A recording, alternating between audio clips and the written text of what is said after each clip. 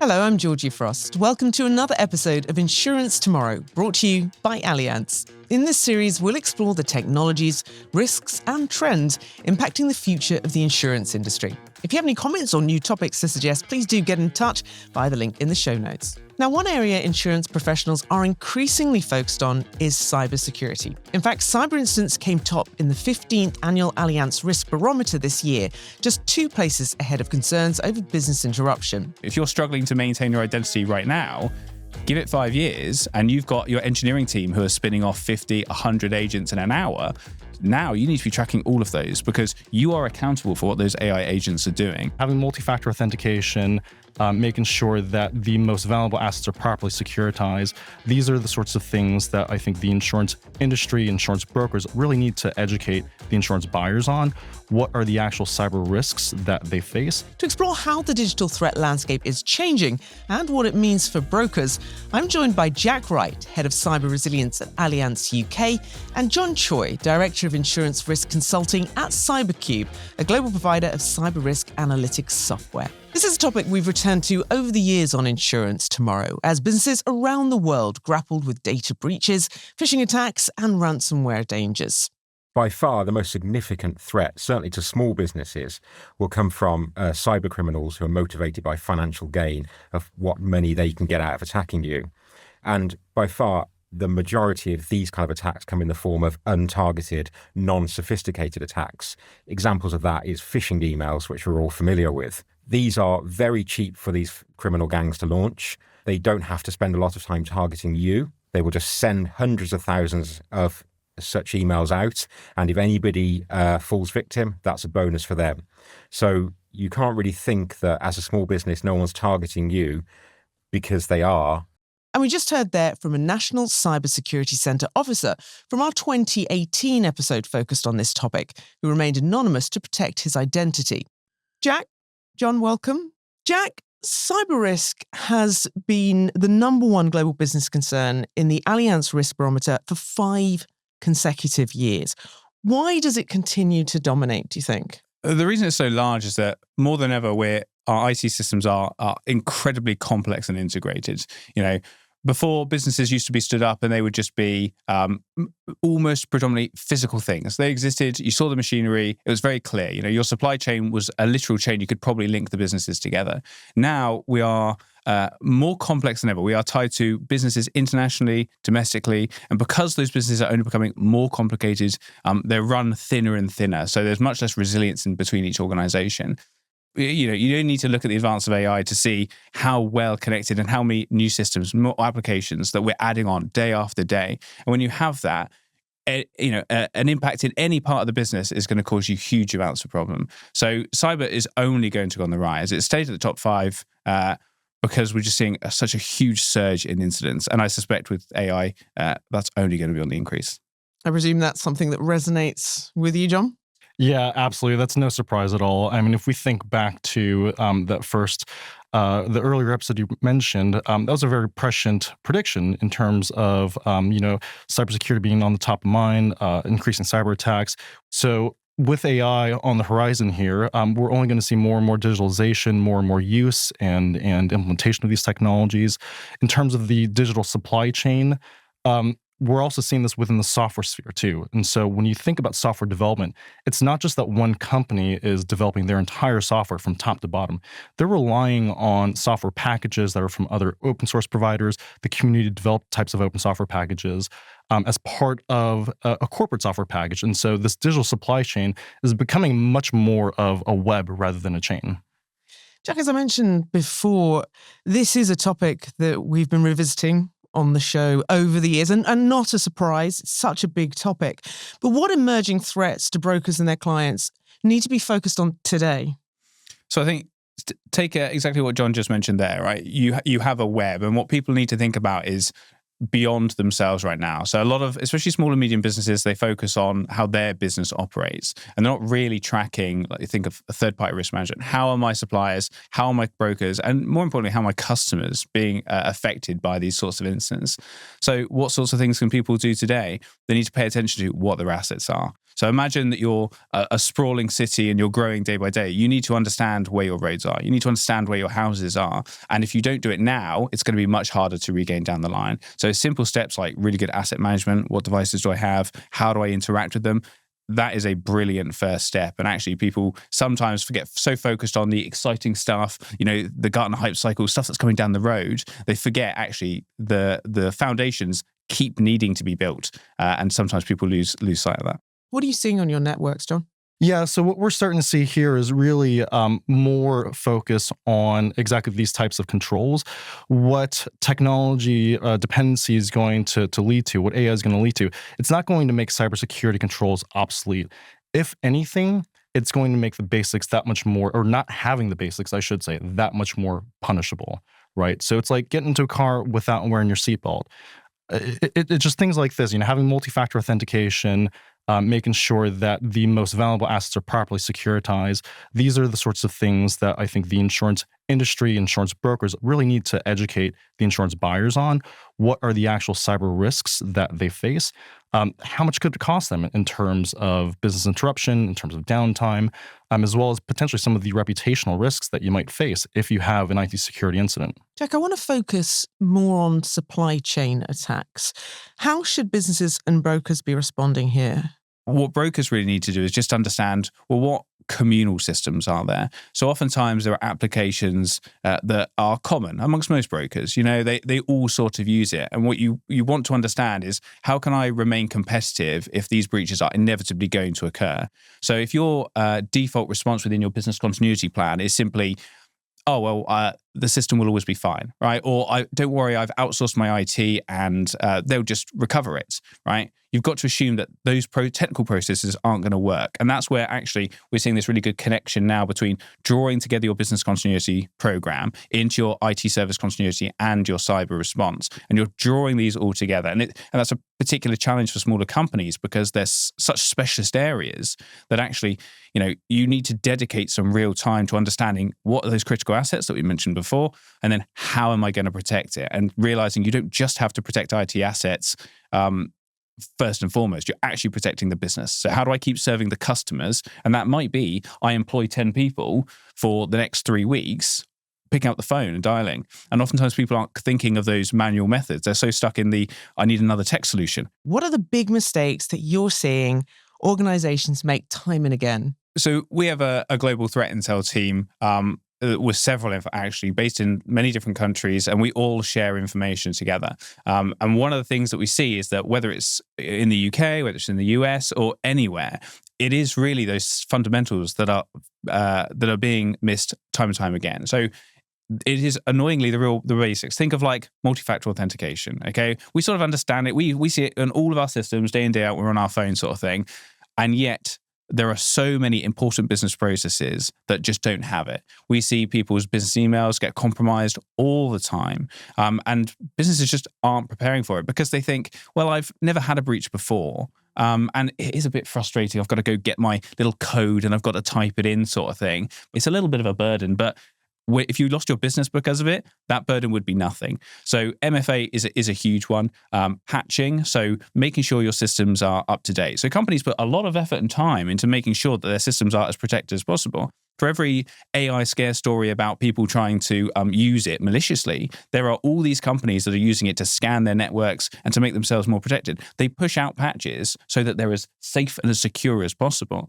And when people decide that they're not going to patch it, or they're going to patch it, but they do it quarterly. Yeah. The problem is that malicious actors, as soon as a patch comes out, they identify, well, what's the gap between the two, right? And then they can retroactively work out, well, actually, here's the gap, right? So anyone who doesn't have the version 18, well, now they're vulnerable. And if you've decided, well, I'll just do it on a quarterly basis, I'll just do it monthly, that's the problem, right? What the advantage of AI is that now tools are scanning constantly and you need to be on it so that you can say, right, this patch came out yesterday, what's our plan? And little things like that are causing breaches day in, day out. And finally, obviously, phishing. No matter how good your security controls are, if somebody calls up pretending to be your IT help desk or pretending to be a member of your security team and they say, would you like to tell me your password or give me access? Almost no control is going to prevent that. I want to talk to you, Jon, if that's all right, about your risk models. How are you reflecting these trends in your models? So I'm an actuary by background, and so what we typically do as actuaries is look at historical experience and use that to project into the future. So take, for instance, we'll look at cyber incident history, loss history of otherwise similar looking companies. Take a large auto manufacturer in the UK. I won't name who. But we would take those sort of groups and project their experience into the future. That's kind of your traditional actuarial or insurance approach, so to speak. What we're seeing more and more from the cybersecurity in a sort of pricing solution is models like the FAIR Institute, taking a look at what is the probability of companies suffering a cyber attack from the onset. And if they were to get hit by a cyber attack, what is the potential magnitude of those cyber attacks? Based on the specific cyber resiliencies that those companies have in place, the controls, the governance, how does that then adjust their risk posture in terms of the probability of an attack and that magnitude of an attack? What we're more and more looking at these days is what are the specific vulnerabilities that companies have on their networks? Are there specific software vulnerabilities or end-of-life products that they're using that are no longer supported? Do they have various open ports for different services that hackers could use to get into their networks? Do they have things like multi-factor authentication or other authentication software on their networks? And this is information that you can get with what we call outside-in scanning. So it's very similar to if we think about, property underwriting, for instance. You send a risk engineer to survey the building. You can use data to see how close the building is to the nearest flood zone or the nearest fire station, what have you. Very similar concept here from a cybersecurity perspective, where you can scan companies' networks, their websites, their IP addresses to get a sense as to what types of vulnerabilities they might have. And this is the same approach that threat actors are going to use to do their initial reconnaissance. And we're now factoring that into the risk models to get a better and more refined understanding of the potential incidents that a company could suffer from a cyber perspective. Jack, let's take a look at regulation. What cyber-related regulation is on the horizon that we need to be aware about? So it's the two main regulators that you want to think about. You've got the Financial Conduct Authority, and their concern is about operational resilience. And like we mentioned before, it's about not just thinking about how can you restore your technological system, but it's about how does the customer keep getting access to it. And insurance, that's particularly important because you can imagine that we insure all sorts of critical functions. The authority's purpose there is to make sure the resilience isn't just having some controls, right? Yes, you've got some cybersecurity controls. You've gone out to a partner that's really valuable. That's good. But actually, you need to be able to demonstrate that those controls are in place. So the regulator is tightening up there and expecting people to be able to demonstrate that they can protect customers. And then you've got the Prudential Regulatory Authority, the PRA, and what it's called CBEST, but it's offensive cybersecurity exercising. So simulated hackers targeting your systems. And we're seeing the Cybersecurity and Resilience Bill. And in it, what they're doing is they're expanding the existing scope of powers. So right now, if you think about infrastructure, we think about water plants and we think about electricity. They're saying now that actually our digital infrastructure is just as critical, and they're including those digital elements into that. So that's going to give an expanded scope to the regulators, and it also increases the reporting responsibility on organizations. Jon, what about new areas of liability, particularly with increased reliance on AI for decision making? Yeah, it's really interesting. That's one that's an active discussion in the market right now. I think there are questions around, does AI sit within existing lines of businesses? Does it sit wholly within the cyber insurance line of business, or is there going to be new AI insurance product? What are the kind of coverages that we're seeing, especially with AI and cybersecurity risks? Well, the classic ones we've already talked about, business interruption, of course, one of the top ones on the Allianz risk parameter. Unsurprising, because this is really, especially for small businesses, their livelihoods, right? If the business shuts down for a period of time due to a cyber attack, there is a possibility that they have to shutter, unfortunately. And so really, when we think of business interruption, that's probably top of mind. As we think of the digital dependencies that we're all reliant upon today, there are so many technologies and service providers out there in the world, many of which we just don't interact with directly as individuals, right? But they're really the backbone of the digital economy, of the internet, frankly. And so if one of these service providers in this web that we talked about earlier were to go down and shuts down a very critical piece of software or technology provider that one is reliant upon, you have contingent business interruption. The other areas that we're thinking about too, from an insurance loss perspective, of course, errors and omissions. If the AI goes rogue or if it makes a bad decision, who's responsible for that? What minimum cybersecurity controls and workflow assurances are insurers increasingly expecting? Yeah, so I think it comes back to some of the basics, really. Do you have proper identity and access management in place, making sure that you are verifying who's accessing your systems when they're accessing it? With that comes multi-factor authentication, which we spoke about earlier. Jack touched on network segmentation, ensuring that different parts of your systems are properly segmented from one another, so that if a threat actor gets in, it makes it harder for them to get from point A to point B and move laterally across within the network. And then certainly in terms of the awareness, the phishing awareness campaigns that we talked about earlier, that is something that is going to be hypercritical going forward. And then last but not least, the data recovery, the backups, making sure that you have those in place and they can be spun up quickly if you are indeed hit by a cyber attack. Those are some of the things that we're seeing from our clients who are helping insurance buyers just better understand their cyber risks. Jack, you mentioned small firms a little bit earlier. In terms of security, what are the key vulnerabilities for SMEs when you compare it to larger firms? The human element is by far the biggest part. So quite frankly, small businesses are prioritizing, as they should, their profit and loss and their revenue, and they're trying to generate excellent products for their customers. And that means they probably don't have the resource to be able to dedicate to in-house IT staff, and probably not information security or cybersecurity. So if you imagine all the different specializations and areas of knowledge that you could have, small businesses are having to trust their IT providers, their information security providers. And that's not necessarily a bad thing. There are lots of fantastic ones out there. But what they then often fail to do is make sure that those are appropriately integrated into the business. So no IT provider or information security provider can adequately protect you if they don't know what your crown jewels are, what things really matter to the organization. And you have to be able to decide in a breach, where am I going to contain? Where am I going to segment? And what part of the business might I be willing to cut off? And oftentimes people just haven't done that sort of tabletop exercise where they spend a couple hours each quarter going through and saying, look, here are my critical systems, here how we're going to recover, and here's how that integrates into those IT teams. You've touched on, Jack, some of the points of what brokers can do, but is there a playbook, I suppose, a blueprint for how you can build cyber resilience while also supporting your clients? Yeah, there's a lot of publicly available, really good runbooks and playbooks for various elements. Like I say, it's so connected that you sort of need different playbooks at different levels.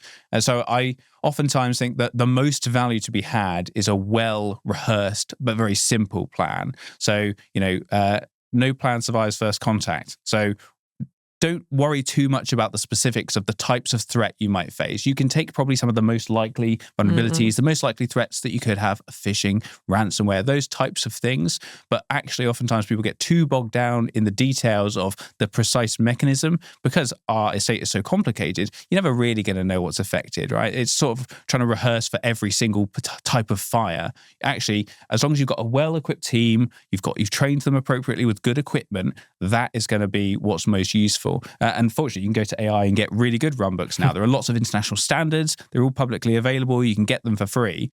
Jack, talk to me about quantum computing. How's that going to impact the sector? I would like to say that I think quantum's actually going to be minimally impactful in the medium term.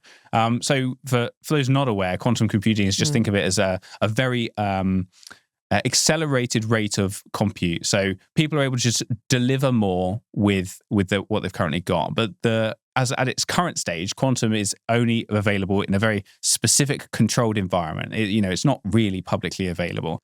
I think you want to think about it just in the same way that you think about AI, right? And that it is a trajectory. It's not an end state. 12 months of wherever that is not going to be the finished product. It's going to keep moving in that direction. And what it really means is that computers are going to become more powerful. And I think for large organizations, it will be probably a distinguishing feature as to whether they're getting ahead of their peers. So if you work in investment banking, if you work where time critical elements are vital, you might consider quantum computing because it's got to have great cost, but it's going to have potential benefit because you can accelerate your performance.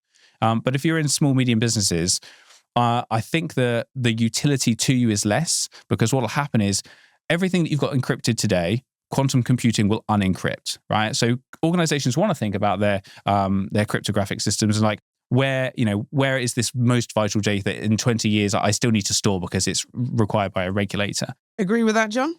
Yeah, I agree that in the short term, it's certainly not on the top of our minds right now. We're certainly watching the space, and we'll adjust that opinion as it progresses. There's a question mark in my head. Does this become the next nuclear fusion? Is this always going to be 10 to 20 years away? We shall see, because there are certainly going to be practical and engineering and physics limitations to quantum computing that a lot of people much smarter than I am are trying to figure out right now. I think when we get to a point when quantum computing is more practical, though, these are really big machines, right? And the chips themselves are probably small, but the machinery itself, there's a lot of cooling that's involved, below zero type of cooling. And when you see these pictures of massive quantum computers, most of that is the cooling mechanism. This is not something that, every hacker around the corner is going to be able to get access to. Now, I think there's going to be a lot of sort of quantum cloud computing, so it will probably consolidate to a handful of major companies that have this capability. The question when we get to a post-quantum world is, who else can get access to this? It's probably going to be more nation-state driven, folks with deeper pockets, or if we have a consolidation of quantum cloud computing using those, legitimate businesses, legitimate quantum cloud compute for illicit purposes. When we get to that point, there's going to be a sort of transition risk, I think, where, if we think that quantum computing is going to be able to crack all your encryption pretty darn quickly, the encryption piece, essentially the verification, authentication tokens, passwords, et cetera, that's the layer that's going to have to evolve post-quantum. There's already development around post-quantum cryptography, which is going to help harden systems, harden authentication for a post-quantum world. But again, we'll see as this develops. I don't see it becoming in the fore in the next 5 years or so, at least. All right, well, let's stay in the future, but let's go 5 years on top of that, over the next decade. Based on what we know, Jack, what we've been speaking about, what cyber risks do you think are set to dominate the digital world into the 2030s? What AI is going to introduce is a whole, almost an infinite number of identities. Right now, your identity system, your IAM, you've got, let's say 1,000 employees, 100 employees. It's manageable, it's trackable. You have your roles based in that access to it. You've got privileged access management. There's some good controls in place right now. But soon, we won't be able to just imagine your AI agents as, another device, right? It's not a laptop, right? That's another person, because that agent is doing things on your devices, onto your system, okay? And you need to start tracking those. You're not going to give every AI agent the same access. You're going to have some that have privileged access to only the most sensitive systems and some that don't. And people will realize that now, if you're struggling to maintain your identity right now, give it 5 years and you've got your engineering team who are spinning off 50, 100 agents in an hour. Now you need to be tracking all of those because you are accountable for what those AI agents are doing. So if we assume that AI is able to determine the vulnerabilities of the outside face of your infrastructure, you've got to assume compromise. And then what are they going to do once they're in? Well, now they're looking for lateral movement, okay? They're looking for where else can I get in the organization? And your identity system is the perfect means because it broadly connects everything. So we've got to harden our identity access systems much more than we've done before. We've got to pull that core technology into our recovery processes. So things like immutable backups, these are backups where they're stored out of region or offline. You can't just do that for your application data anymore, right at that coal face. Now you have to do it for everything, the full depth of your IT infrastructure. And so that identity system is going to be the means and also the mechanism by which you protect yourself. And then I imagine that sort of automated AI offensive and defensive capabilities will become the standard. Humans simply cannot respond quick enough because they're automated. With all that in mind, Jon, what then should organizations be doing to prepare for these evolving risks? What are the next immediate steps almost? Yeah, and I agree with Jack. I think AI is going to be that next rising risk over the next decade or so that the folks will have to think about as it relates to cybersecurity. What happens if AI shuts down? Are they going to still have the technical capabilities, the knowledge, the experience to get back into the work itself to stay productive? Or will this be a business interruption? Will it be just a decrease in productivity? do we have the right governance in place when it comes to AI rollouts so that if we need to switch from one AI provider to the next AI provider, it's not a huge change management and transformation project, but we've got the right processes in place so that as this technology evolves and as these AI companies are going tit for tat in terms of their own advancement of capabilities, that we're able to stay resilient in this new landscape that we have here. The other thing that actually I really appreciate your point, Jack, around the offense and the defense capabilities. One of the things that I see, at least in the near term, I'm curious if you disagree with this, is with threat actors getting their hands on more and more of this agentic AI and coding platforms. We've seen reports from Anthropic regarding vibe hacking.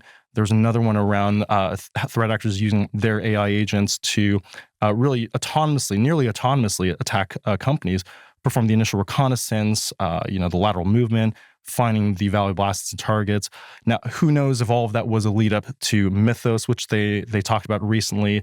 They are getting ready to IPO, so who knows, right, what their intentions there are. But at some point, we're going to have these capabilities. It's going to be in the hands of both the good guys and the bad guys. And so I agree with you that over the next 10 years, I think we get to that point where there is, almost an even match between offensive and defensive capabilities. But one of the things that I think business need to be vigilant about over the next 10 years is whether there's a sort of temporal effect, whether the bad guys have the upper hand for the first few years of that next 10 years. I think it's really interesting. I picture nation states, like you mentioned before, they are in any intelligence circle, right? They often protect the asset more than they will utilize it. So when you have, imagine you're this amazing hacker, right? You're a brilliant coder, and you've developed something that you think is incredible. You're not wasting that on a low value target, because this could be the thing that makes or breaks your professional career as a cyber criminal.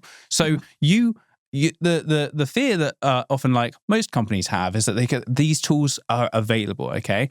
Most skilled adversaries are not wasting them on you, okay? They are going to dedicate those to the most critical target. And if you're a hostile state, you are going to use that only when you absolutely have to at the exact opportune time. Most people will still be bothered by, somebody picked up and they phished me, right? And I just gave them the password. So even though there are these brilliant technologies in place, the thing that affects most businesses is going to be day in, day out, routine business stuff. How well did you educate your staff? Did you give them appropriate tokens? And did you revoke access when they didn't need it anymore and stuff like this? So yeah, I'm always balancing the really exciting future technologies that come out with the inevitable fear that is used to sell those versus the practical and much less sexy and exciting stuff, which is like just good business information security hygiene is probably going to save your business, right?